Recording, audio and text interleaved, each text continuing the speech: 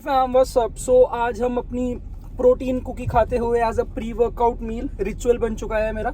मुझे लग रहा है 6-7 महीने से खा रहा हूँ प्री वर्कआउट में। एंड ये नया फ्लेवर आया है, it taste very amazing. Link मिल जाएगा तुम्हें डिस्क्रिप्शन में, वहाँ से बाय कर सकते हो। It's not a sponsored video. जो मैं खुद खाता हूँ मैं वही तुम सबको बताता हूँ, तुम भी वो खा सकते हो। इट्स टोटली योर विश, कोई स्पॉन्सर्ड ऐड नहीं है ये। तो आज हम जिम नहीं जा रहे, आज we are basically going to a ground. थोड़ी कंडीशनिंग करेंगे, high intensity interval training workout करेंगे। अब मैं बहुत बड़ा फ़ैन नहीं हूँ HIIT का, बट हाई इंटेंसिटी के खुद के कुछ प्रोज हैं और खुद के कुछ नुकसान भी हैं। वैसे ही लो इंटेंसिटी के खुद के प्रोज हैं और थोड़े नुकसान भी हैं।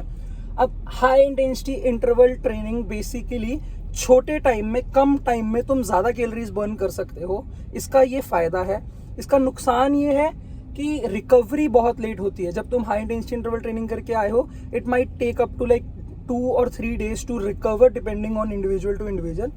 और लो इंटेंसिटी का फ़ायदा ये है कि वो तुम हर रोज़ कर सकते हो, बट उसका नुकसान ये है वो बहुत टाइम कंज्यूमिंग है। सो तुम्हें देखना है तुम्हारे लाइफस्टाइल में क्या ऐड हो सकता है और उसको अपने लाइफस्टाइल में ऐड करना है। सो सारा वर्कआउट तो मैं दिखाने वाला हूँ।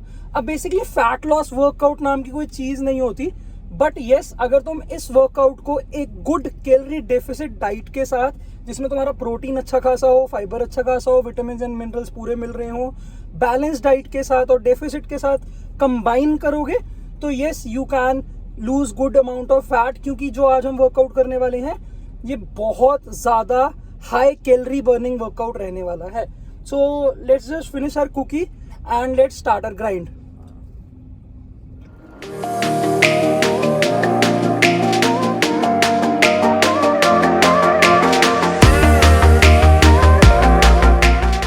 तो गाइस, सबसे पहले हम अपनी स्टेबिलिटी और मोबिलिटी पे काम करेंगे। तो पहली जो 3 मूवमेंट्स हैं ये बेसिकली दुनिया के सबसे बेस्ट स्पाइन रिसर्चर ने डिजाइन करी हैं, डॉक्टर स्टुअर्ट मैकगिल। उनकी बिग 3 मूवमेंट्स की पार्ट है ये। तो पहली एक्सरसाइज है बर्ड डॉग। अब बर्ड डॉग परफॉर्म कैसे करना है, क्या की पॉइंट्स हैं जो तुम्हें ध्यान में रखनी है। जब तुम एक लेइंग पोजीशन में चले गए, you have to make a fist. तुमने अपने हाथों से एक फिस्ट बनानी है, टाइट फिस्ट बनानी है, एंड अपने कोर को अच्छे से एंगेज करना है कि कोर इनबैलेंस ना हो। एंड जब भी तुम किक बैक कर रहे हो तो अपनी एड़ी से करना है, फिंगर से नहीं। This exercise can be a game changer for your lower back pain and your core stability. तो इसको जरूर परफॉर्म करना है। इसके बाद बेसिकली हम एक नॉर्मल प्लैंक कर रहे हैं, हम अपने कोर को अच्छे तरीके से एंगेज कर रहे हैं। ये सारी मूवमेंट्स तुम्हारी कोर की स्टेबिलिटी, स्ट्रेंथ बढ़ाने के लिए है। हाइपरट्रॉफी के लिए these exercise are not the best. अब हाइपरट्रॉफी से मेरा मतलब है मसल की डेंसिटी से के लिए ये परफेक्ट एक्सरसाइजेज नहीं है, but these are basically isometric hold है ये सारी एक्सरसाइज। अब फ्रंट प्लैंक के बाद हमने साइड प्लैंक में शिफ्ट कर लिया है अपने आप को। अब हर किसी की एबिलिटी अलग है, कई लोग 1 मिनट, कई लोग 4 मिनट तक प्लैंक कर सकते हैं।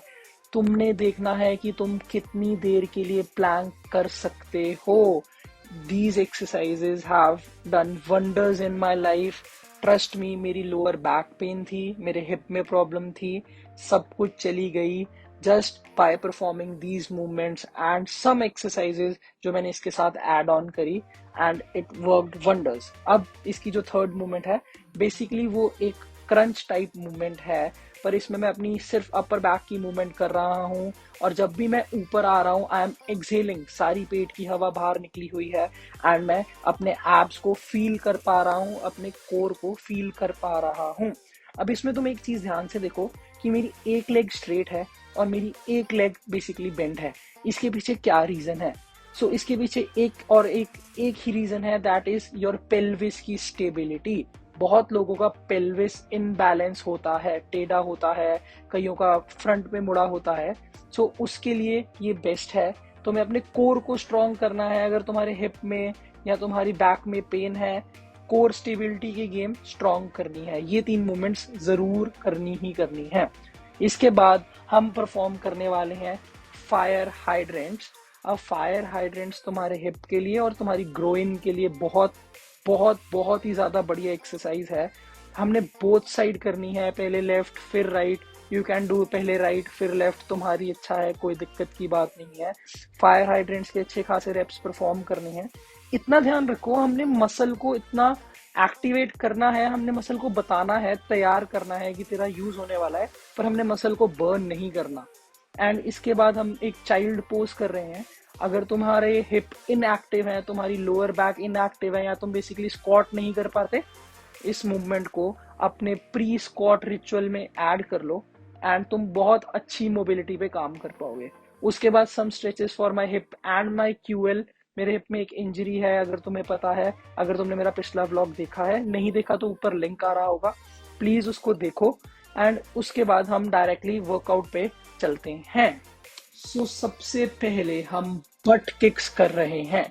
मैंने कुछ 60 to 70 मीटर्स का यार्ड चूज कर लिया था, मतलब डिस्टेंस है जो मेरा एक पॉइंट से दूसरे पॉइंट का, वो 60 to 70 मीटर्स का है।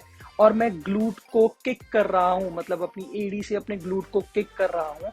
और मैंने इसके टोटल 5 सेट करे हैं, मतलब आना और जाना एक रेप हुआ है, ऐसे 5 सेट पूरे करे हैं। उसके बाद सेकेंड एक्सरसाइज आ जाती है, सेम रहेगा, 5 सेट ही रहेंगे, आना जाने को हम 1 सेट गिनेंगे, स्टमक गेट ऑफ। अब हमने ए पॉइंट से जब बी पॉइंट तक स्प्रिंट करनी है, तो हमने क्या करना है, हमने ए पॉइंट से जब हम रनिंग शुरू कर रहे हैं, हमने पहले अपने पेट के बल लेटना है एंड हमने दूसरे पॉइंट तक उसके बाद इंटेंसिटी के साथ स्प्रिंट करनी है। फिर दूसरे पॉइंट से जब हम वापस आ रहे हैं, we have to repeat the same, एकदम से लेटना है and get off your stomach, तभी इस एक्सरसाइज का नाम है स्टमक गेट ऑफ। इसके बाद जो हमारी नेक्स्ट एक्सरसाइज आ जाती है, that is side high knees. So basically same 50 to 60 metres का जो यार्ड है, उसमें मैंने 5 सेट परफॉर्म करे हैं। मैंने इंटेंसिटी बहुत हाई रखी थी। इसके बाद तुम आराम से 2 से 3 मिनट का ब्रेक लो and start with your vertical jumps.